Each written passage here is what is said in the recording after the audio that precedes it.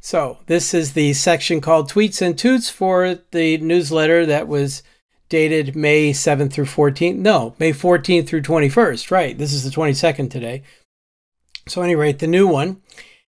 One thing I want to point out, there's several creators that I sponsor on Patreon. Entirely too many, actually.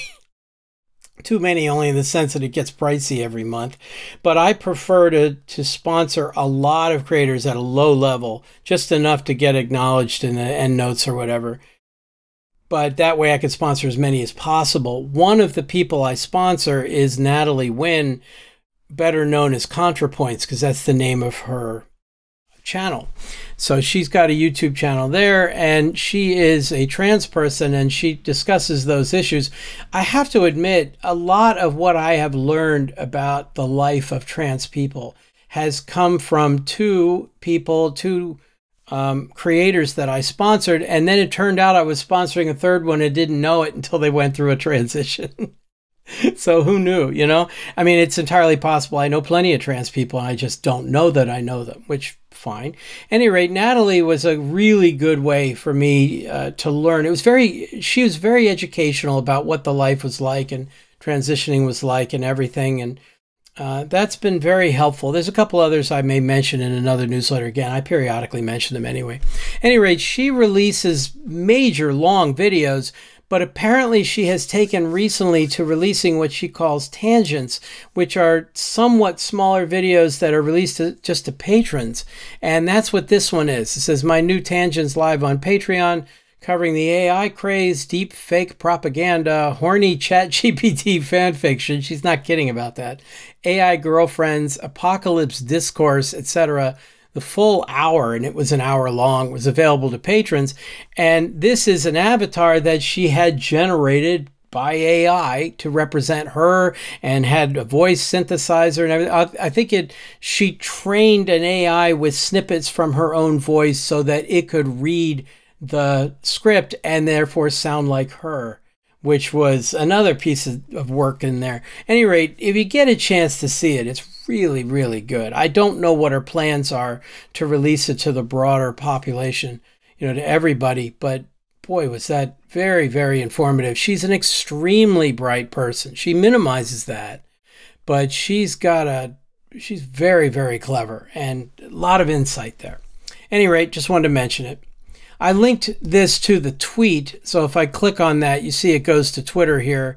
And if I click on that, it looks like she's got a 2-minute snippet. That's what happens there. And the link goes to Patreon, which is over here. And of course, I'm one of her patrons, so I could actually watch it. But at any rate, I do recommend it. All right, next one. Elon, yet again. I'm tired of including anything about Elon in the newsletter. I'm tired of talking about him. I mean, it's just, but every time I think there's a bottom, he lowers it. He's basically just awful. He's just a vile human being. And I had no idea until he bought Twitter what a disgusting individual he was. I had no clue. I actually thought he was intelligent.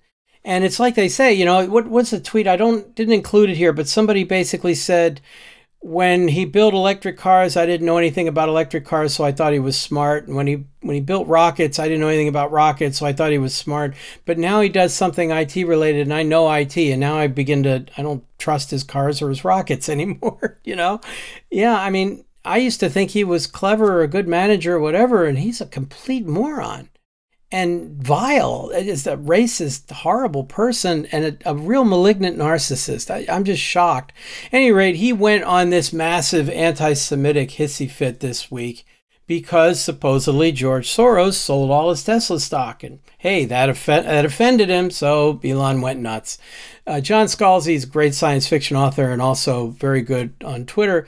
And he said, I mean, if your reaction to someone selling your stock is to go on a multi-tweet anti-Semitic rant, you make a compelling case for people to sell your stock. Yes. And I'm not going to go into any more detail, but I thought I'd point it out. And what I decided I want to do is I went into Canva and I designed a bumper sticker because I drive a Tesla and I'm kind of embarrassed to drive it around. You know, I don't want people to think I'm supporting Elon. So I came up with this idea. Elon Musk is slime. I just like the car. That's the only reason. I don't think I'll actually get it turned into a bumper sticker, but I thought about it. It was another chance to play with Canva. So much for that. Okay, moving on. Favorite tech innovation. This poll made the rounds. It was pretty clever. It said, what's your favorite tech innovation? Illegal cab company, illegal hotel chain, fake money for criminals, or plagiarism machine?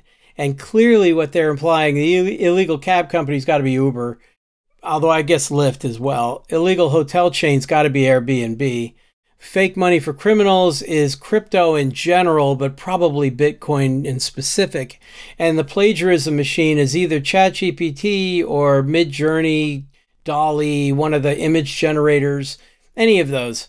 And I think I voted for, what did I vote for? I think plagiarism machine, but fake money for criminals apparently was winning at the time of this, when I made the snapshot of this poll. So at any rate, I thought it was very clever.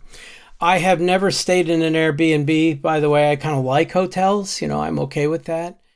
And I do spend money on Uber rides, not that often, but occasionally. I never rent a car anymore. When I'm traveling, I use an Uber. And I certainly don't have any Bitcoin. I threatened for a while to buy 1 Bitcoin years ago just to have it, but I never did. And now I'm kind of glad. But I'm using ChatGPT more than I care to admit. So we'll see how that goes. Moving on, speaking of AI tools, this was a great tweet. Can we please stop calling it AI and refer to Super Parrot going forward?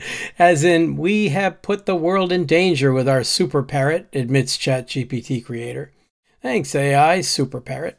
Yeah, okay, that works for me. I'm going to call it Super Parrot if I can remember.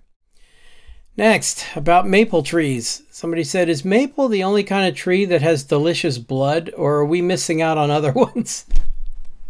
I'm like, ew. No, but I guess yes. I don't know where to go with that, but I thought it was funny. This one I entitled, Apparently He Can't. The image has a vampire saying, can I come in? And a young maiden saying, I don't know, can you? And the caption says, cursing quietly, the vampire backed away, foiled yet again by the English teacher's pedantry. Yeah, okay. Unfortunately, I'm the pedantic one. It's bothering me that everything there is in lowercase, including the letter I, and that they didn't use a capital letter for the sentence, and there's no, I mean, the punctuation is a little off. I mean, yeah, okay, I'm a pedant too, I guess, but at any rate, I still thought it was a funny remark. Very clever. And finally, this timely advice from Esther Schindler, who I follow on Mastodon. She said, this is a reminder that April is Procrastination Awareness Month. This being toward the end of May, yeah, I'll get right on that. Yeah, thank you. So have a great week, everybody. Last week, in addition to publishing this extended video, which I like to do, I then took each section and published it separately every day. Now, last week's newsletter had like 5 different sections in it, so I had a different post day by day that were all, each post was about 3 to 7 minutes long each, something like that. This one doesn't have as many sections, but I plan to do the same thing. Let's see. Last week I taught the Spring Data course and the Java Upgrade course. This week I don't have any classes, but I have a lot of meetings and I'll be doing recordings all week. So look for more videos and other tweets. And also, by the way, I should mention I am having my very first Tales from the Jar Side live stream. Let me show you that I've announced the live stream. I'm going to actually be talking to Greg Turnquist, who is the Spring Data JPA lead and the author of a series of books called Hacking with Spring Boot that he keeps updating. There's one that's reactive. There's one on 2.3. There's one on 2.4. Presumably there'll be a 3.x coming. I'll ask him on the live stream. The live stream is going to be broadcast both here on LinkedIn as well as here on YouTube as well. You can get notified of when it's coming. I will try to add those links to the notes on this video as well. So that's everything, and I will see you all again next week. Thank you very much for listening. Take care.